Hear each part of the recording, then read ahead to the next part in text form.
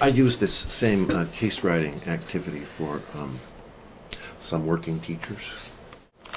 And when we got to interpret, one of the things I noticed was the human tendency to leap straight from here's the situation to here's what I'll do. And what I would frequently write back to them is, look, if your usual habits of thought and action were getting it done, you wouldn't be writing this case. This is an expensive form of work. We do it when we get to the point where we think we might not understand this, or feel like we have to go back and try to understand it more. So for me, interpretation is one of two main places where you get a new angle on the situation, where you can get a new angle on the situation, Right. by deliberately pushing yourself to think differently about it than you have. We have a tendency to shove all the data into our familiar categories, right? And so we've got a don't care hypothesis, and so we shove the information into the don't care hypothesis, and we move on. I read in the interpretation section frequently conclusions. Here's what's going on in the situation, and the hypotheses read as conclusions about what's going on, not as a bunch of sort of competing hypotheses that may be plausible about what's going Or on. worse, as an indictment. An indictment. George is awful. He's awful because this, and this. Sort of an exposition of his character flaws. That's very That's different right. from interpretation too. So the indictment might be doesn't care about learning, is sort of not interested in learning. Bad home life is one that comes Yes. up. Oppositional behavior against teachers. Seeking attention. That's right. It's a very Likes to be the center of attention. Right. He's doing this because he wants attention, or she wants attention. Okay, so I have two questions at this point. The first Yeah. one is, there are times when a hypothesis can straddle the line between indictment and a workable hypothesis. And it depends obviously on the context. But I'm thinking specifically, a really popular one is the student's acting up. Hypothesis, student has ADHD and is not on caseload. So as a means for, as a, that's what I'm looking for.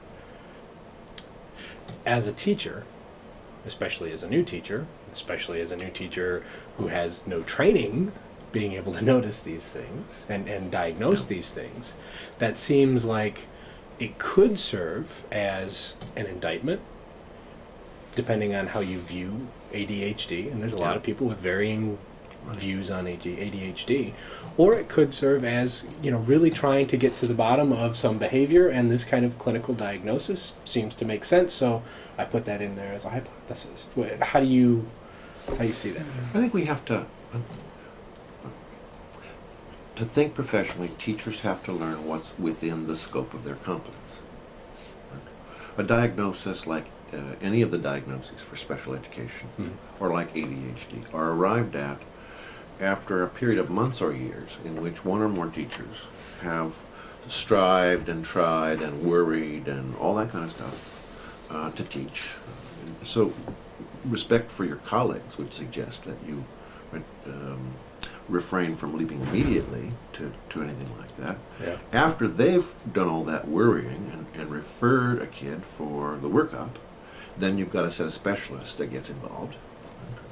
Psychologists, medical doctors, and so on. And there's a whole diagnostic logic they have to follow, like ruling out low intelligence, ruling out physical conditions, ruling out this, ruling out that, until they finally arrive at some kind of diagnosis which winds up in the IEP. Well, it is rather bold, I would say, to assume that we can just look at kids or work with kids for 6 weeks and come to those results. It's tempting, but we need not to do it, because those aren't diagnoses that are within our competence. The other thing that tends to be wrong with them is, even if they're correct, what do we do about them? I mean, there is that problem. So having a sense of what's inside my competence and what's outside my competence, it seems to me, is important when making interpretations. what sort of a person with what sort of a training would be needed to make that diagnosis is something that we can always think about. Yeah. That still leaves a pile of room for us to maneuver in the area of stuff that we can do something about. Yeah. What would be a better way then? You know, if going to this person's is undiagnosed ADHD as a hypothesis, what would be a better way to hypothesize about somebody's behavior without making a clinical diagnosis there? Well, let's see. Let's imagine what the description looks like. It's a kid who seems never to be paying attention, right? Moves a lot, looking out the window or looking at anything but me a lot, right? And this is chronic, persistent, and so on. Scribbles on the paper Right? that are Fidgety, right. Okay. deep. And this goes on, and maybe we've done our ordinary stuff like please settle down, right? Georgia, right? 162 times, and it doesn't work. I mean, it's very tempting to say, well, there's something wrong with this person, right? Something wrong with this person.